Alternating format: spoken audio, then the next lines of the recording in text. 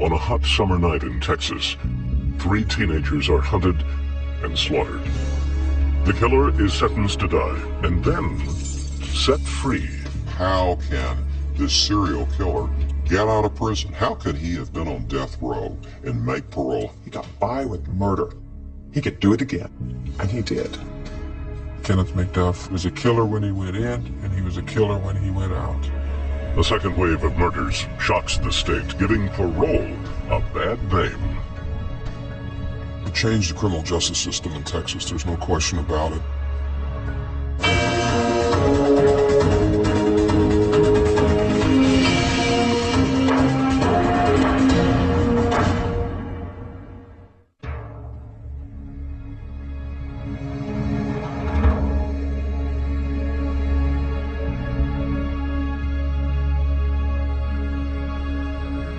On October 11th, 1989, after nearly 23 years in prison, a notorious killer made parole.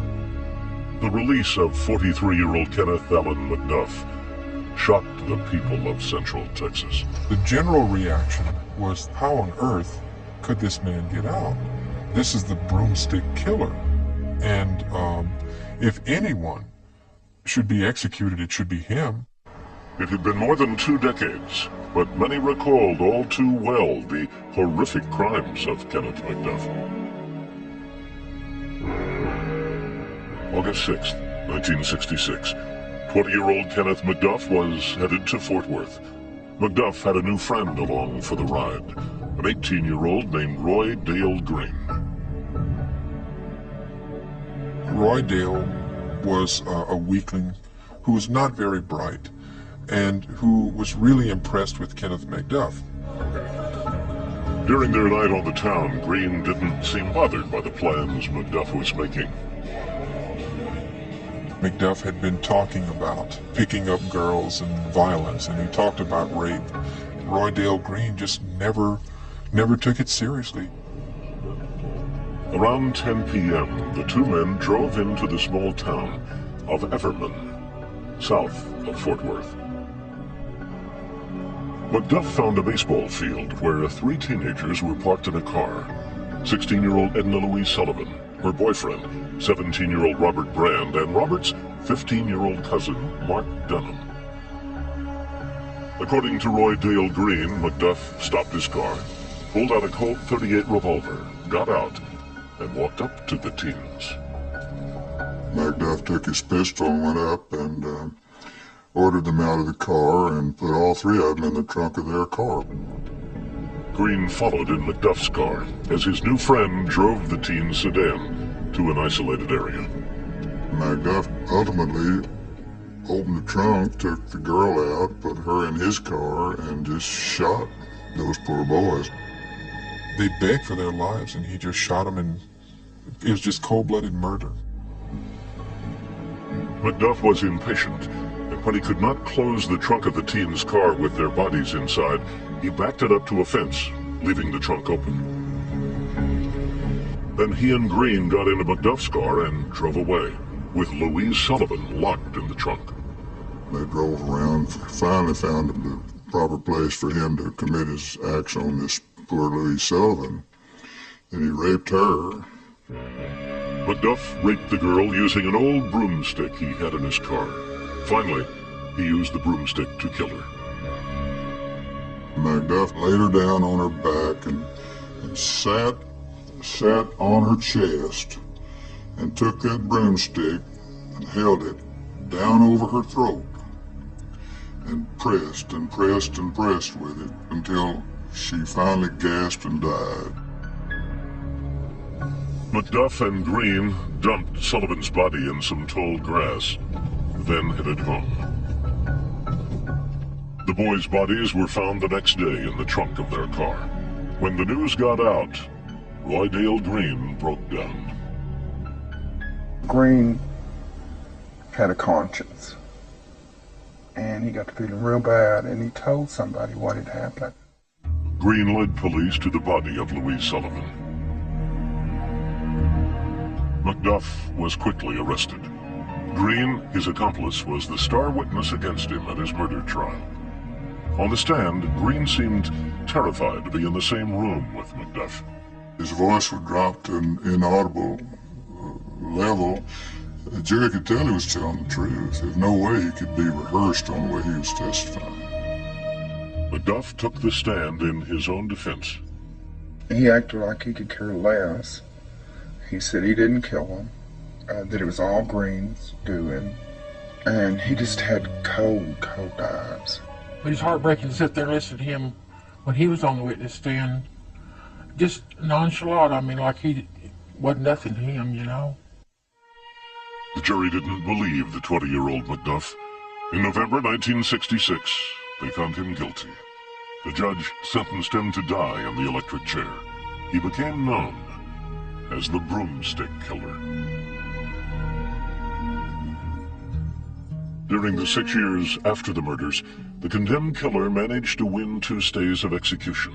Then, in 1972, he got lucky, as did everyone facing the death penalty in the U.S.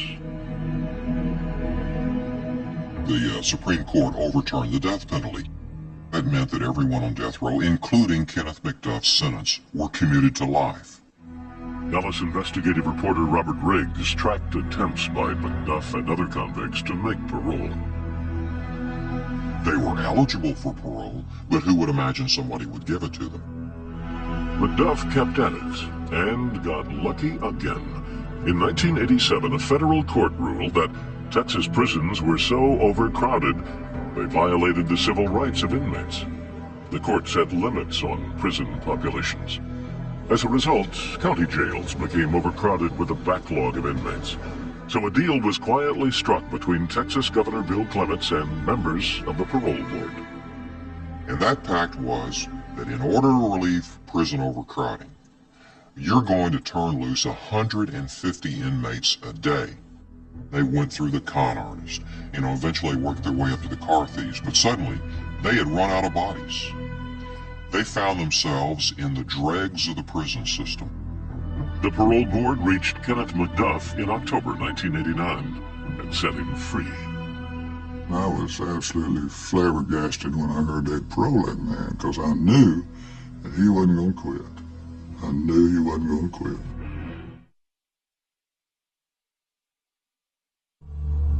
In October 1989, convicted killer Kenneth Allen McDuff was paroled. His release alarmed the people of Central Texas, and law enforcement officers like brothers Mike and Parnell McNamara, both deputy U.S. Marshals in Waco. When McDuff was set free, the 2 men were deluged with calls. We had people tell us that they had their windows barred, their doors bolted shut. People that had not carried guns before carried guns. They were scared to death. After he paroled out, he returned to the Rosebud area and was right there in the middle of those people. Rosebud, Texas, a small town near Waco, is where Kenneth McDuff grew up. Longtime residents Wanda Fisher and Glenn Stock still remember the young bully who became the Broomstick Killer. He was a loner. If Kenneth could push you or knew he could push you, he'll push you to the limits. But if he knew he couldn't get by with nothing, he wouldn't mess with you.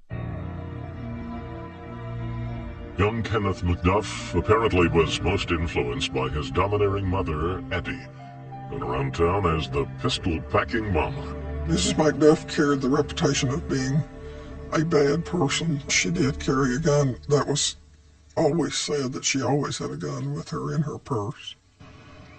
At home, Addie McDuff lavished praise on her son and, by all accounts, protected him, even when he got in trouble. By his late teens, McDuff had been arrested and served time for a number of burglaries, a rap sheet he dismissed as trivial in an interview years later with author Gary Laverne. When I spoke to Kenneth about this string of burglaries that took place when he was around 18 or 19 years old, he just laughed and he said, "Oh, they was just pranks." By 1966, those pranks had escalated to a triple homicide. When McDuff was paroled in 1989, Few Rosebud residents believed he was reformed. No one wanted Kenneth McDuff to come back to Rosebud. We knew that he would be trouble. As expected, in July 1990, there was trouble. McDuff was a rabid racist. One evening in Rosebud, while he's on Main Street, some young black kids were walking by and he called them names and racial slurs and pulled a knife out on them, which should have sent him back to prison forever.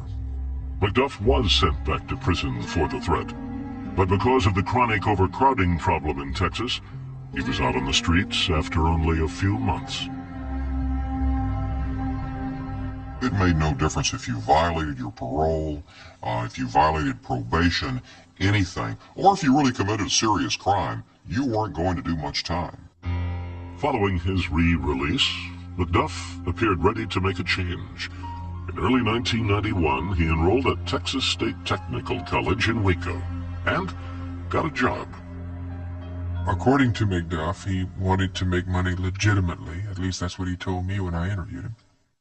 And that took the form of getting a job as a cashier at a convenience store called the Quick Pack. McDuff quit after a month. By the summer of 1991, he was back to his old ways, hanging around a part of Waco called The Cut. It's best known for its seedy bars, drug dealers, and prostitutes. He used, bought, and sold drugs and engaged in behavior that should have sent him back to prison because they were violations of his parole. But his overworked parole officer did not send him back to prison. Kenneth McDuff slipped through the cracks. Left unsupervised, McDuff demonstrated a monstrous appetite for beer, crack cocaine, and violent sex. McDuff was a sexual sadist. He got his thrills from causing pain and causing terror. Women were less than human to him. They were something to be used and used up, as he said. He was very brutal to them, and the ones that did get away from him literally escaped with their life because a lot of them didn't. One who didn't was a prostitute named Brenda Thompson. McDuff was stopped at a routine roadblock late one night in October 1991. When an officer approached his pickup truck, he saw a woman screaming and kicking the windshield as if she was trying to escape. To the officer, it looked like her hands were bound. McDuff crashed through the roadblock. They did give chase, and but he was able to get away at that time, and that's the last time that Brenda Thompson was seen. Just days later, another prostitute named Regina Moore vanished from the streets. She was last seen in the car with Kenneth McDuff. So that was two people right there that had just vanished that were last seen in his company. Yet the Waco police did not pursue McDuff. They really never, from what I understand, fully checked him out. So he was always in the grasp of police who, through really lousy police work, always let him go on to another victim. Sunday, December 29th, 1991. McDuff was on the move again, this time headed south to Austin in a tan Thunderbird. At his side was a new friend, Alva Hank Worley. Also out that night was a 28-year-old Austin woman named Colleen Reed. Colleen Reed was a lovely, bright accountant, a woman who was beloved in her office in Austin, many, many friends. That afternoon, Colleen didn't feel well. She took a long nap and woke up in the early evening. She woke up and realized that she still had to go deposit some money at the ATM. Her car was filthy. She went to the bank. She went to the local supermarket, and then she went to wash her car. And little does she know that Kenneth McDuff and his accomplice are circling this car wash like a shark circling its prey. They slide in behind her. McDuff slips out of his car, grabs her by the throat. He's an enormous man, enormous hands. She's a very small, petite woman. Literally lifts her by one hand by her throat, shoves her into the car. People standing on the front porch of a nearby house heard a woman screaming. They heard the screams and immediately went over to the car wash, where they found Colleen's car still dripping with suds, still wet. No one's there. She was gone. Poof, gone. The witnesses told police they saw a tan Thunderbird speed away from the car wash, the wrong way, down a one-way street. 3 months later, 23-year-old Melissa Ann Northrup, a pregnant mother of two, was working the night shift at the Waco Quick Pack, the same convenience store where McDuff once worked. Northrup had complained to her boss that she didn't feel safe working alone in the store at night. She said, I'm afraid to fill the beer boxes up because I can't hear when someone comes in and out the front door, because there was no security, period.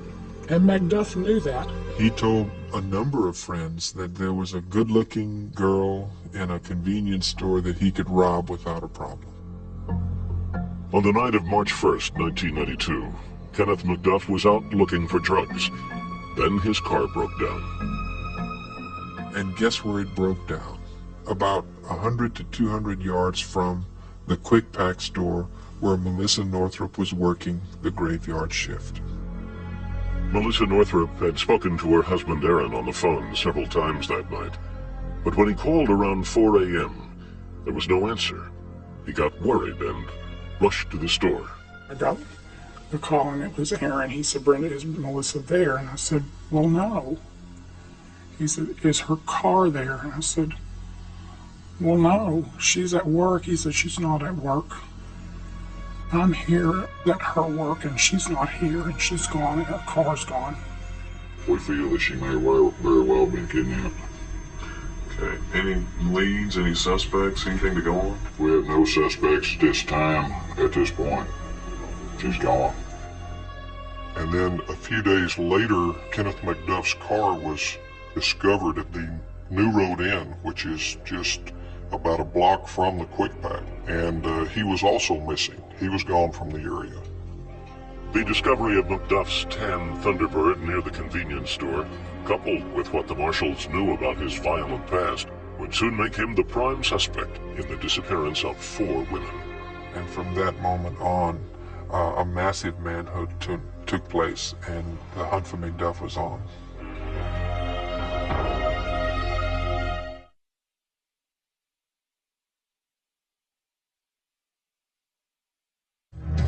In March 1992, a manhunt began in Central Texas for Kenneth McDuff, a convicted killer who had been sent to death row and then paroled. An overcrowded prison system led to his release, along with other violent criminals.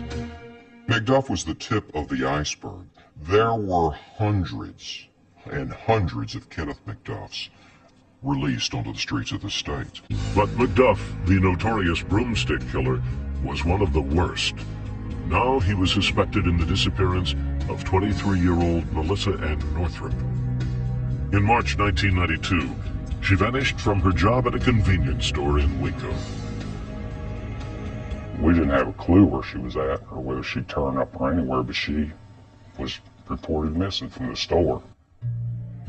As a missing persons case, jurisdiction fell to local authorities.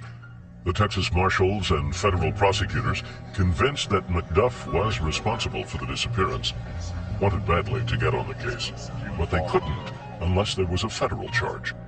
We knew he was on the prowl, and we did feel a commitment to get him off the street as soon as we could. We just felt this immediate urgency. What are we going to do about it? Federal prosecutor Bill Johnston did some digging and found an informant willing to say that McDuff sold him some LSD, a federal offense. For 1 tab of LSD, which is all we had to work with, I wrote an affidavit right then, and the magistrate issued the warrant, and the chase was on. A chase that now brought the weight of the federal government into the hunt for Kenneth McDuff. We searched all the area around the TSTC campus where McDuff had been going to school. We searched the fields and followed up all the leads we could. There was a big effort on the part of many agencies in this area to try to find Melissa. Melissa Ann Northrup was no longer the only woman missing. Authorities learned that there were 3 other disappearances for which McDuff was allegedly responsible. 2 prostitutes from the Waco area and a 4th woman, Colleen Reed, abducted from a car wash in Austin. Investigators decided to search McDuff's parents' home near the small town of Belton, Texas. They questioned McDuff's father about where his son might be. He said, I don't know where he is. Says if you find him, you can kill him if you want to. And that was the beginning of 6 weeks of bizarre things. For those 6 bizarre weeks, investigators sought out anyone who might have known McDuff. We got the same story from almost all the people that we interviewed, that he continuously talked about murdering people, burying people, disposing of bodies. Then they found Alva Hank Worley, a high school dropout, small-time crook, and occasional drinking buddy of McDuff. Worley lived at Bloom's Motel off Interstate 35 in Belton. He seemed suspicious from the start. What was most apparent in our interview with Worley was his lack of feeling at all. It was certainly a signal to us that he knew far more than what he was telling us. For several weeks, authorities kept showing up at Worley's rundown motel room. In April, a Bell County investigator found that Worley wouldn't sit still or look him in the eye. I would grab him by the shoulders and tell him, Hank, you need to talk to me about this situation. And that was the first time that he said, I think he might have hurt somebody. A few days later, Worley was ready to talk about his friend, whom he called Mac. He got word to investigator Tim Steglick to meet him at the motel. Hank walked up to the passenger side door of the car, and he opened the door, and he looked at me, and he said, I was with Mac when he took that girl from the car wash. That girl was Colleen Reed, who had been missing for 4 months. Alva Hank Worley's confession was a terrible story of abduction, torture, and murder. He had talked about abducting her from the car wash and then driving her to south of Belton. He was saying that she was raped and tortured in the car. Her hands were bound behind her back. They repeatedly raped her in every way that you can rape another human being. They burned her with cigarettes, beat on her. She took a lot of torture. She took a lot of abuse. Worley showed investigators an abandoned road near the McDuff family home, where Reed was taken and tortured some more. It was a gravel road in the middle of a field. It was a very spooky place. At one point, Worley put his hands over his ears and looked down as he was standing in the middle of this field and said, her screams are so loud, they're hurting my ears. It was almost like he was still hearing her scream. Worley said he watched in horror as McDuff beat Colleen Reed until she was lifeless. Just days before Worley's confession, another murder had been attributed to Kenneth McDuff. On March 25, 1992, behind the campus of Texas State Technical College, a young man made a grisly discovery. He saw something, and unfortunately it was a part of the body that protruded above the ground. Investigators who thought they knew all about McDuff's alleged victims were in for a shock. We thought, well, it's Melissa Northrup. And then as they got down closer, they saw the hair, and the hair was not of a white person. So everybody was going, my gosh, who is this? It was 22-year-old Valencia K. Joshua, a prostitute from Waco. Authorities learned she was last seen at the college campus, looking for Kenneth McDuff. In April, the U.S. Marshal's Office made a public appeal to be on the lookout for McDuff. He's a very dangerous man, and we want him off the streets, and that's why we're asking for your help to help us. The manhunt now included dozens of local, state, and federal officers, all working around the clock. It was 24 hours a day, 7 days a week. Nobody went home. People slept in the halls. I mean, it was the most intense manhunt that I've ever been involved in. On April 26, 1992, in rural Dallas County, the search for Melissa Northrup came to an end. A fisherman discovered her badly decomposed body floating in about 4 feet of water. For Melissa's family, 57 days of waiting were over, but her mother still had to give Melissa's 2 children the news. The most difficult thing I had to do was sit down with these 2 kids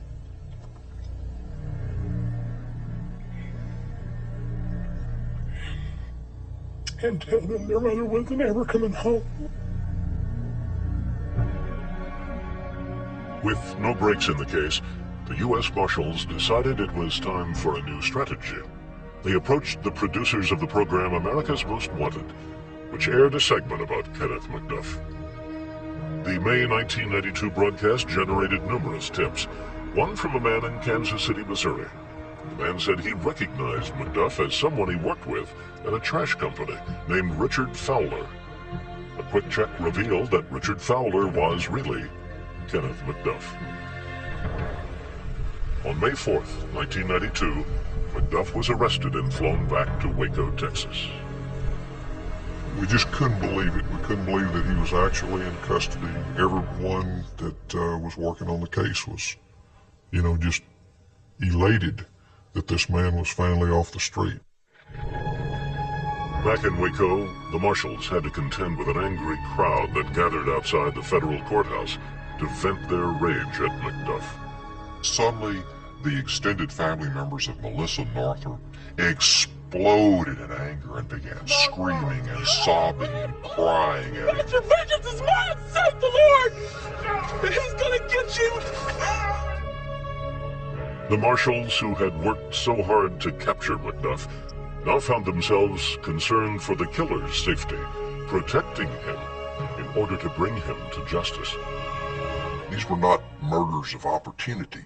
It wasn't like he just snapped and went out and murdered. He actually pre-planned and determined to find a victim. Out of the 5 suspected victims, prosecutors felt their strongest evidence involved the abduction and murder of Melissa Northrup. The state would try that case first. A bearded McDuff appeared in court in July 1992 for arraignment on capital murder charges.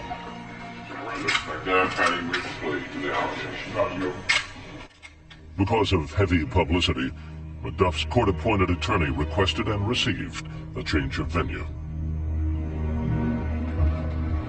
In February 1993, a Houston courthouse became the setting for McDuff's second capital murder trial. The evidence is going to show you in this case that there were only 2 people who were the witnesses to the death of Melissa Ann Northrup. One being Melissa Ann Northrup, and the second was Kenneth Allen McDuff. So it is a circumstantial case. During testimony, cameras were allowed to record only pictures and no sound. One of the first witnesses for the prosecution was Kenneth McDuff's mother, Addie, now 77 years old and in frail health. She had been subpoenaed to testify as a hostile witness. She confirmed that her son used her credit card. Receipts showed McDuff was in the Waco area the night of the abduction. McDuff objected to his mother being called to take the stand against him. I didn't personally want her to come because of her health, but the district attorney insisted on it. In court, McDuff became agitated when 2 former friends testified that he used drugs and once tried to talk them into robbing the convenience store where Northrup worked. Kenneth is firmly convinced, and as are we, that these people are not telling the truth. And it's hard to listen to. McDuff began to get impatient, even with his own lawyers. One time during the trial, he threw a pencil across the room and said, "Why don't you sit on the prosecutor's side? You're helping them more than you are me." And I had conversation after conversation with Kenneth about, look, you got to keep your cool. But McDuff complained to reporters that his attorneys weren't following his orders. My attorneys won't ask the questions I requested for them to ask of the witnesses. What are they doing wrong? Well, they just go through the motions. McDuff soon had more reason to be upset when the judge allowed the testimony of Alva Hank Worley, his confessed accomplice in the murder of Colleen Reed, a crime for which he had not yet been tried. I think it's going to be very inflammatory. Not give me a fair trial in this present case. The prosecution argued that Worley's testimony would establish a pattern of conduct. Showing McDuff murdered Reed would help prove he murdered Northrop. It's called signature crimes, to show the similarities, to show that this was McDuff's signature, the way he committed his murders. Prosecutors said there were many similarities between the two crimes, including the way the two victims looked, and that shoelaces had been used to tie up both women. In February 1993, a nervous Alva Hank Worley arrived at the courthouse. I'm scared to death of that fella. Why are you so scared? Scared of him. Worley's testimony about the murder of Colleen Reed would not turn out to be the worst problem for the defense. That came when Kenneth McDuff insisted on taking the stand. I spent days, literally, trying to get him not to testify. Under the rules of evidence, if he did not testify, then his past criminal convictions for the 3 murders in '66 wouldn't have come into the courtroom. McDuff ignored his lawyer's advice and took the stand. For 2 hours, he spun a rambling tale. It was just a fairy tale that he tried to explain everything away, that he'd gone to San Antonio and he got a truck driver to haul him somewhere, and he got off in Kansas and he got a train. It's stupid. During McDuff's testimony, prosecutors brought up the brutal broomstick killings, describing McDuff as a murderer by occupation. It took jurors only 4 hours to reach a decision. We, the jury, find the defendant, Kenneth Allen McDuff, guilty of capital murder as charged in the indictment. During the sentencing phase, the prosecution said there was only one appropriate punishment. What came back after the guy and say, you deserve the death penalty for your heartless, brutal, soulless acts. The defense requested life in prison for the ex-con. Mr. McDuff knows how to do time. He functions well in a highly structured environment. It took the jury about an hour to decide his fate. McDuff showed no emotion as he heard the judge read the sentence. I assess your punishment of death by lethal injection. McDuff maintained his innocence as he was led from court. I'm sorry about what happened, but I wasn't going to do it. A year later, in 1994, McDuff received a second death sentence for the murder of Colleen Reed, even though her body had not been found.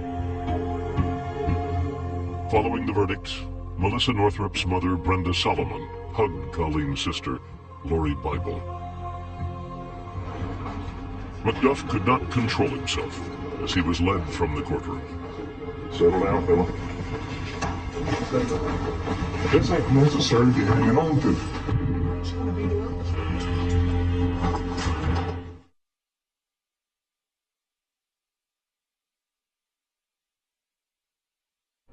By 1994, Kenneth Allen McDuff had received 2 death sentences for the murders of Colleen Reed and Melissa Ann Northrop.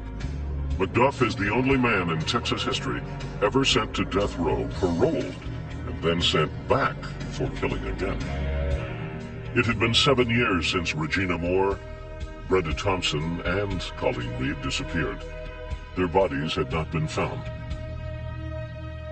In a 1998 interview, McDuff was still denying involvement in any murder. Tell them where Colleen Reed is. They still haven't found her body.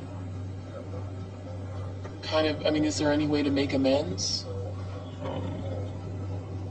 First of all, I would have to know where it was at. Did you ever kill anybody? No. Not even those kids back in 1966? No. I don't want to see anyone suffer or die.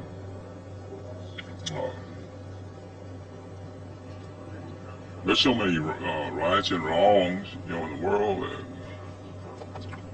it's whose point of view what is right and what's wrong.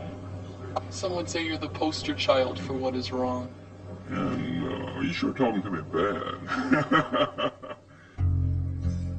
As McDuff's execution date drew near, an informant close to the killer offered to try to get him to talk about the locations of the bodies. Eventually, the informant came back and said, he told me where one was for sure and gave me a good idea on another one. Kenneth McDuff's directions proved accurate. Regina Moore was found next to a bridge off the side of a highway. In late September 1998, investigators videotaped the recovery of her skeletal remains. Moore's hands had been tied behind her back with shoelaces. Her ankles were bound with stockings. It looks like it's wound around both of them and back around the back of them. But You can only imagine what her last minutes or moments on this earth were like at the hands of Kenneth McDuff. McDuff also revealed where he buried Brenda Thompson. Assistant U.S. Attorney Bill Johnston followed McDuff's directions to a heavily wooded area just outside Waco. I just chose to dig in one little place. About a foot down, I hit something hard and got down on my hands and knees, and it was a bone.